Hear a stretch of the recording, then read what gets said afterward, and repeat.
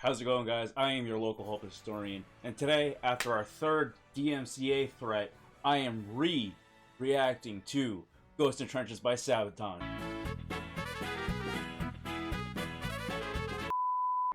As I said before, this is our third attempt. We have had 2 DMCA takedown notifications, even though I have had videos that have had way less added to them past their copyright claim. But here we are again.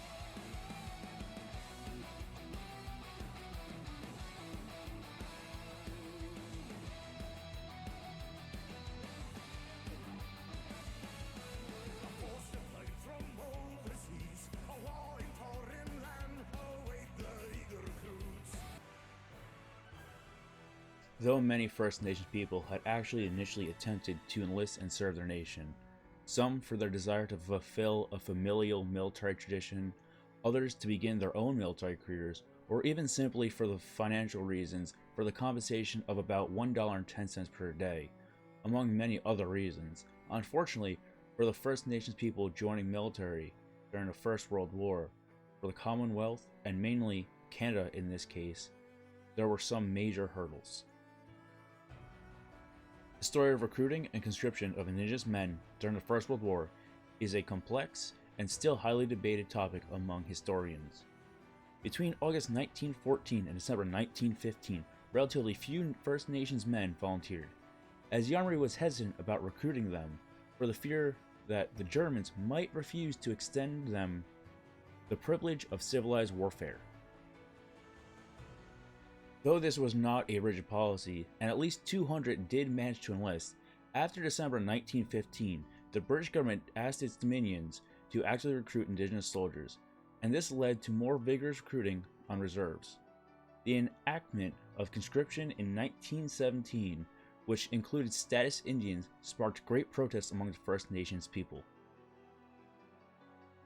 In response, the government granted a limited exemption from overseas combat service for status Indians in January 1918.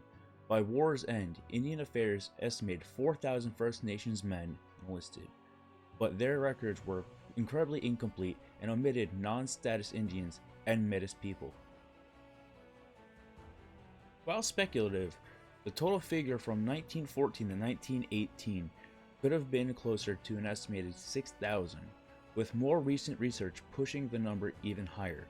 Historians estimate that only 35% of status Indian populations of military age voluntarily enlisted for overseas service, comparable to the percentages of non-Indigenous men who volunteered for duty.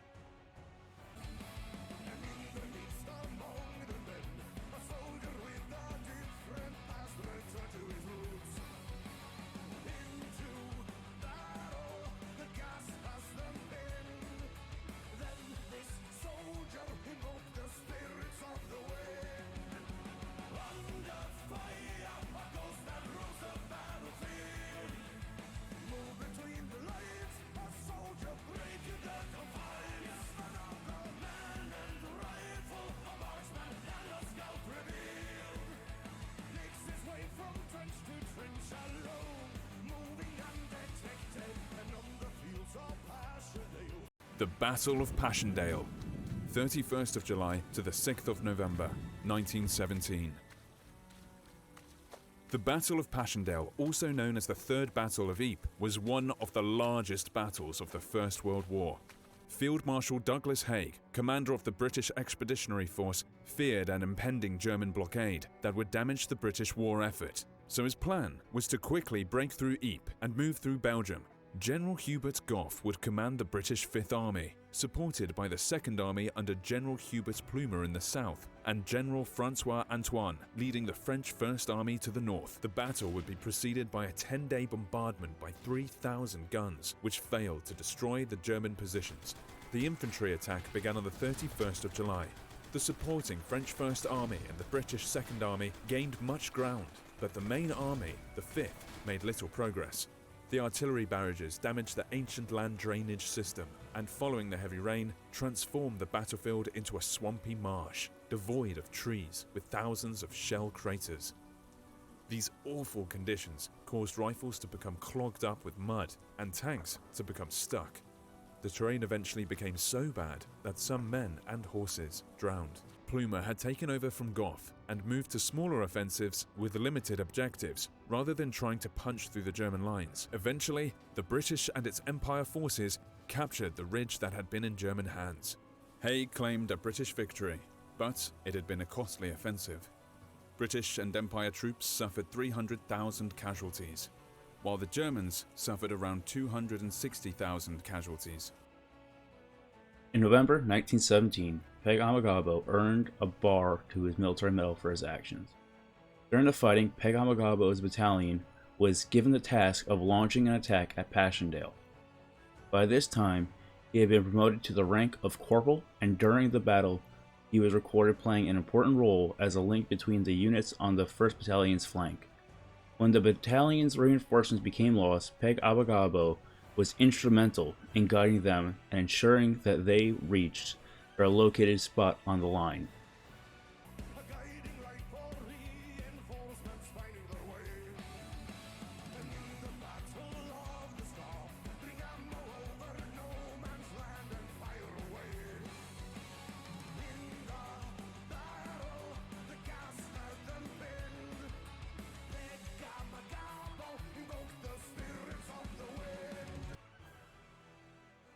During the 100 Days Offensive that would eventually close out the First World War, one of the most significant battles for Canada was the Battle of Scarpe. It would begin on August 26th and run for the next 5 days, and would prove to be an overwhelming victory for the Canadians. On August 26th at 3 a.m., the Canadians advanced with the objective of capturing a long section of German trenches after a 5-minute artillery barrage. Using tunnels as shelter, they advanced on the Germans who were caught unaware and who had expected an attack at dawn, not before it. The Canadian Corps under Julian Byng and Arthur Currie were able to advance over 5 kilometers on the front and capture the towns of Wancourt and Monchy-le-Preux within only a few hours without even using any armored equipment. On August 27th, heavy rains began to fall through the night, making the ground very slippery and difficult to advance on, causing late starts on assaults. The Germans also resisted with strong defenses, and the gain for the day was only 3 kilometers. Part of the battle was the capture of the village of Cherisy, which was assigned to the 22nd Battalion, also known as the Vendus, along with the 24th Battalion and the 26th Battalion. The advancing Canadians were mowed down by German machine guns, but by midday the village would be captured. The Vendus would suffer heavily in the attack, losing all of their officers. Major Georges Vanier, the highest-ranking officer left, would organize the defense of the captured village. The next day, on August 28th, the 2nd and 3rd Canadian Infantry Divisions would seize a large portion of the German defense system, but it would come at a great cost. Over the previous 3 days, from August 26th to August 28th, the Canadians would suffer 254 officer casualties and 5,547 other rank casualties, but it was also a highly successful attack.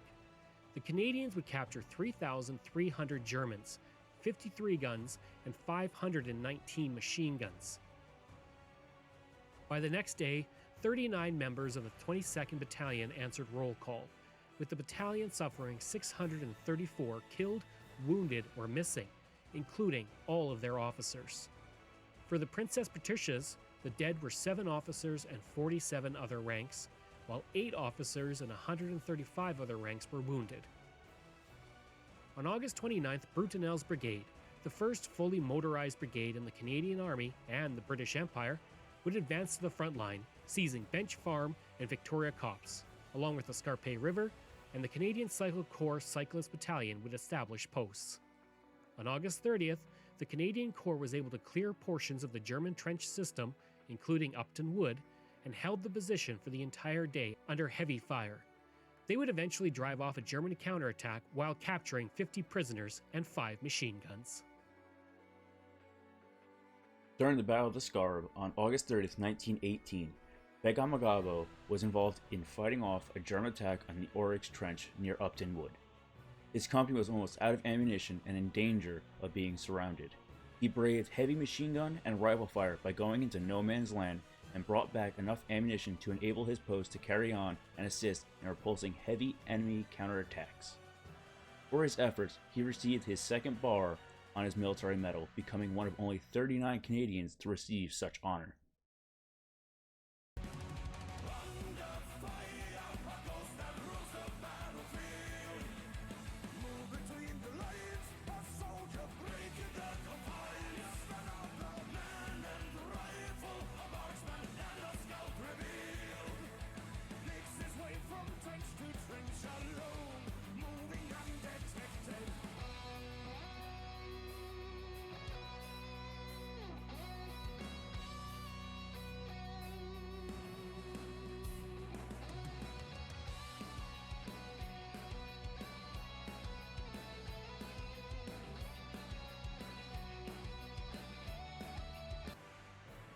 Pegamagabo was first awarded the military medal while fighting in the Second Battle of Paris for his courage in getting important messages through to the rear. He earned his first bar to the military medal at the Battle of Passchendaele, and the second bar he earned at the Battle of Scarpe in 1819. Only 38 other Canadian men received the honor of 2 bars. He also received the 1914 to 1915 Star, the British War Medal, and the Victory Medal. While researching for his 2005 novel 3-Day Road, Joseph Boyden was asked why he thought Pegamagabo had not received a higher award like the Distinguished Conduct Medal or the Victoria Cross. He speculated it was due to Pegamagabo being a First Nations soldier.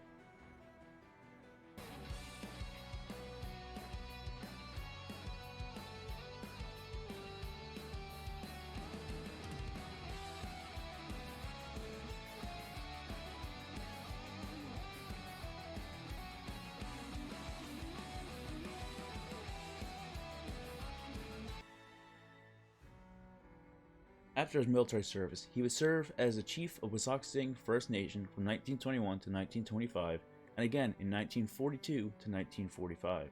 Additionally, he would serve as tribal councillor from 1933 to 1936. And during World War II, Pegamagabo worked as a guard at a munitions plant near Noble, Ontario, and was a sergeant major in his local militia.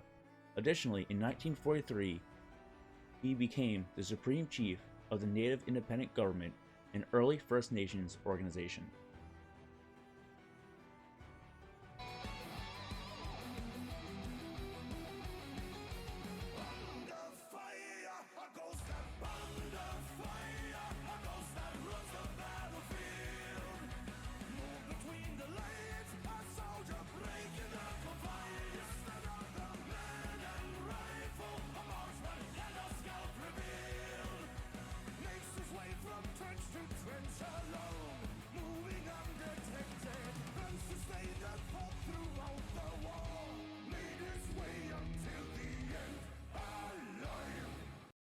My third attempt and shirt trying to post this.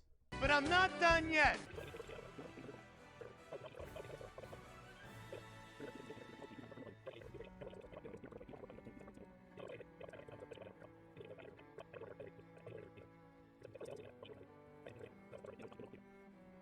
That's it. Like, comment, subscribe. Video done.